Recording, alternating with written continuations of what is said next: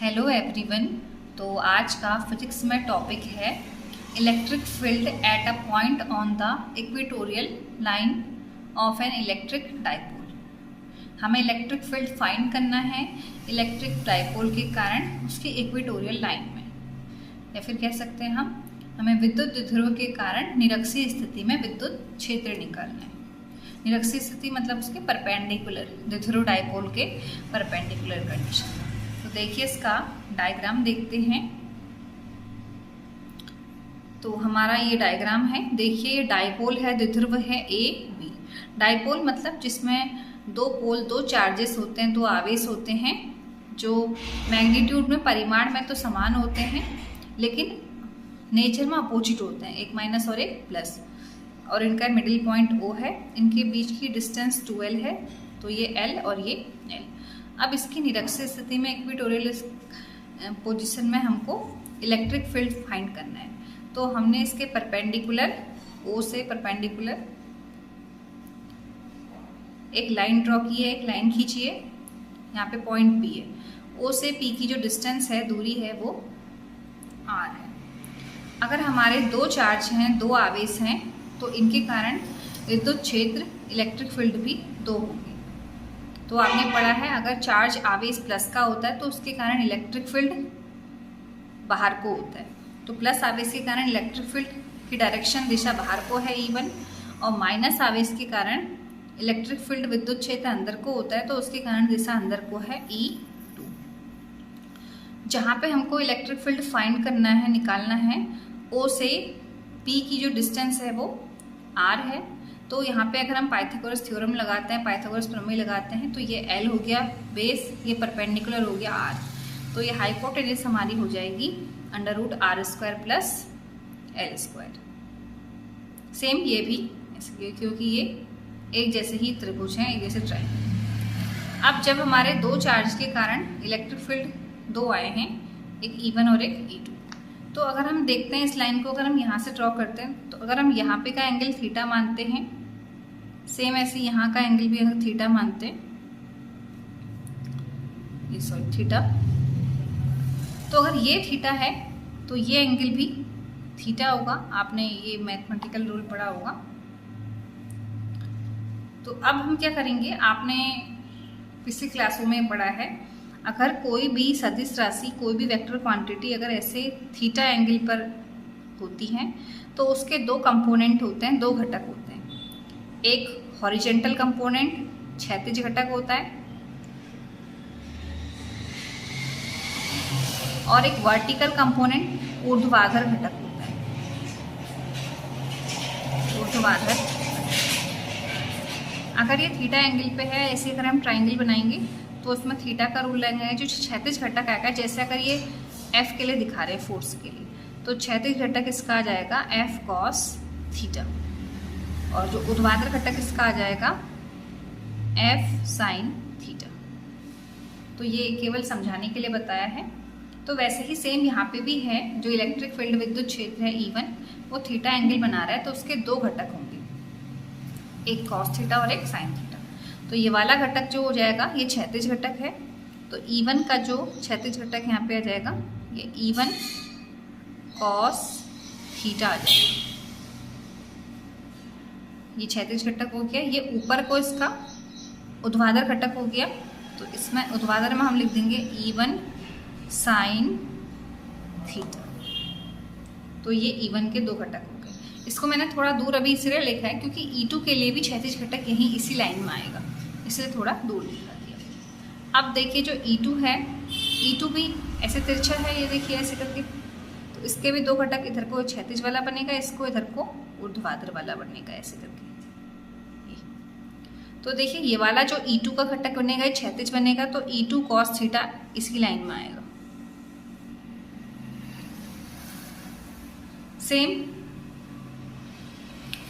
E2 का जो ऊर्ध्वाधर घटक होगा, ये वाला होगा, सॉरी हाँ, तो इसको हम क्या लिख सकते हैं, E2 sin थीटा। तो ये जो घटक है, ये ऊर्ध्वाधर घटक है, इसको हम E2 sin थीटा लिख सकते हैं, E2 sin थीटा। तो अब देखिए जो E1 और E2 के क्षैतिज घटक हैं, E1 cos theta, E2 cos theta, वो एक ही दिशाओं में है, इसीलिए वो जुड़ जाएंगे। यहाँ पे हम प्लस साइन लगा देते हैं। लेकिन जो E1 और E2 के ऊर्ध्वाधर घटक हैं, वर्टिकल कंपोनेंट हैं, E1 sin theta, E2 sin theta, वो अपोजिट डायरेक्शन में है। अब हम सबसे पहले दो आवेशों के कारण विद्युत क्षेत्र निकालते हैं, इलेक्ट्रिक फील्ड निकालते हैं। तो प्लस क्यू चार्ज के कारण जो इलेक्ट्रिक फील्ड E1 होगा 1/4 pi epsilon not Q upon B से P की डिस्टेंस BP का स्क्वायर, क्योंकि प्लस क्यू चार्ज से इसकी जो डायरेक्शन होगी वो बाहर को होगी B से P की ओर। अब इसमें हम BP की वैल्यू पुट करेंगे। BP की जो वैल्यू है √R² प्लस L² का होल स्क्वायर हो जाएगी। तो जो E1 बराबर आ जाएगा वो Q स्क्वायर एंड रूट हट जाएंगे, तो R² प्लस L² B से P की ओर। सेम ऐसे ही हम E2 भी निकालेंगे, उसको भी हम डायरेक्ट लिख देते हैं। माइनस क्यू चार्ज के कारण जो इलेक्ट्रिक फील्ड आएगा वो भी सेम यही आएगा, क्योंकि विद्युत क्षेत्र में चाहे प्लस आवेश हो चाहे माइनस हो, हम प्लस माइनस नहीं लेते हैं। और माइनस क्यू चार्ज से जो P की डिस्टेंस है AP है, लेकिन उसकी डिस्टेंस भी √R² प्लस L² है, तो उसका हम होल स्क्वायर खोलेंगे तो उसमें भी √² हट जाएगा। पर जो इसकी डायरेक्शन होगी माइनस क्यू चार्ज के कारण जो E2 की डायरेक्शन होगी वो P से A की ओर अंदर की तरफ होगी। तो हम यहाँ लिख सकते हैं P से A की ओर। तो यहाँ से हमको क्या रिजल्ट दिख रहा है कि जो E1 और E2 की वैल्यू है आपस में वो क्या है, देखिए बराबर है। तो हम लिख सकते हैं कि E1 बराबर E2, लेकिन इनके परिमाण बराबर है, केवल मैग्नीट्यूड बराबर है। तो हम ऐसा लिख सकते हैं, या फिर हम E1 बराबर E2 लिख सकते हैं। तो E1 और E2 के मान हमारे बराबर। लेकिन अब हमको जब बिंदु P पर हमें टोटल जो हमको विद्युत क्षेत्र निकालना है, तो कैसे लिख सकते हैं हम? जो बिंदु P पर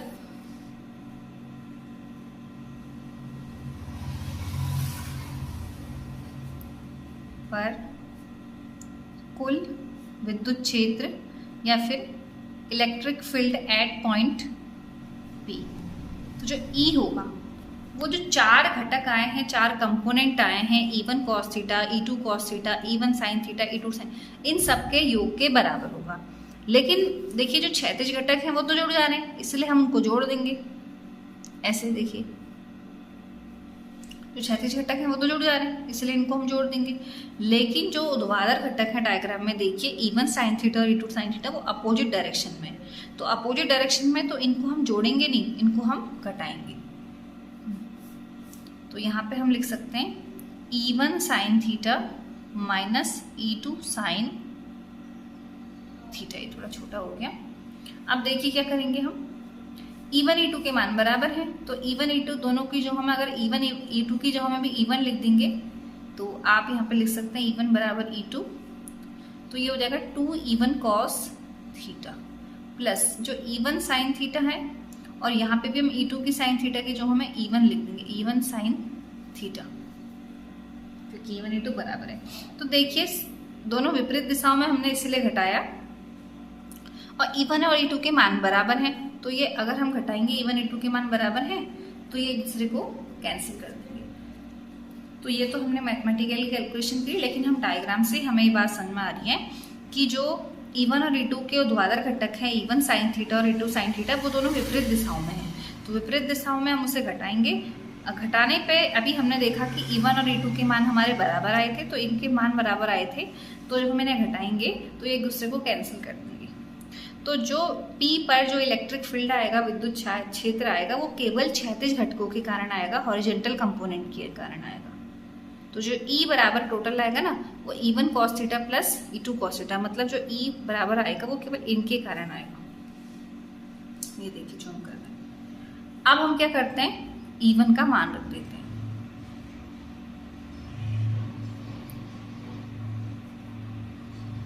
ये मान रख दिया हमने। अब इंटू कॉस थीटा। अब कॉस थीटा का मान अगर इस ट्राइंगल से निकालते हैं तो यहाँ से हमारा कॉस थीटा क्या आ जाता है, जो आधार है बेस L अपॉन हाइपोटेनस कर्ण है under root R square plus L square. तो कॉस थीटा यहाँ से आ जाएगा L upon under root R square plus L square. तो ये हमने इस रख दिया। तो 2 1 अपॉन एप्सिलॉन नॉट QL। इसको देखिए हम क्या लिख सकते हैं, R square plus L square की पावर 1 और ये R square plus L square की पावर 1 अपॉन। अब हम ये जो 2QL है इसको एक साथ लिखेंगे क्योंकि ये हमारा विद्युत द्विध्रुव आघूर्ण इलेक्ट्रिक डायपोल का फॉर्मूला होता है। और ये इसकी पावर हो जाएगी R square plus L square की पावर 3 अपॉन 2। तो इसको हम क्या लिख सकते हैं, P लिख सकते हैं। ये आपने पढ़ा है P इक्वल टू 2QL, विद्युत द्विध्रुव आघूर्ण इलेक्ट्रिक फील्ड P, और ये R square plus L square की होल पावर 3/2।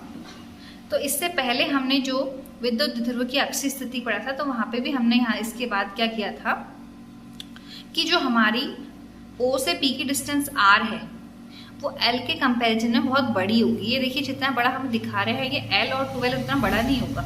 ये माइनस आवेश और प्लस आवेश हैं तो इनके बीच में अट्रैक्शन होगा, आकर्षण होगा, इस कारण इनके बीच की दूरी बहुत कम होगी। मतलब 2L का मान बहुत छोटा होगा तो L तो फिर उसका भी हाफ और छोटा होगा। तो R के कंपैरिजन में L की वैल्यू बहुत छोटी होगी और अगर उनका स्क्वायर करेंगे तो छोटे नंबर का स्क्वायर और छोटा आता है। तो यहाँ पे जो R होगा वो बहुत ग्रेटर होगा L से। तो अतः हम क्या करेंगे, R स्क्वायर की तुलना में L स्क्वायर को नगण्य मान लेंगे, नेगलेक्ट कर देंगे।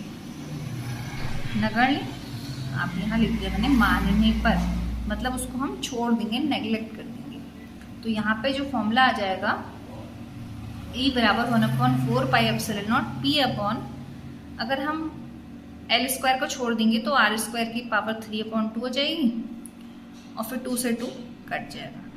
तो E बराबर 1/4 pi epsilon not P upon R, 2 से 2 कट जाएगा, R क्यूब हो जाएगी। तो ये हमारा विद्युत द्विध्रुव इलेक्ट्रिक फील्ड के कारण निरक्षीय स्थिति में, इक्वेटोरियल स्थिति में विद्युत क्षेत्र होगा।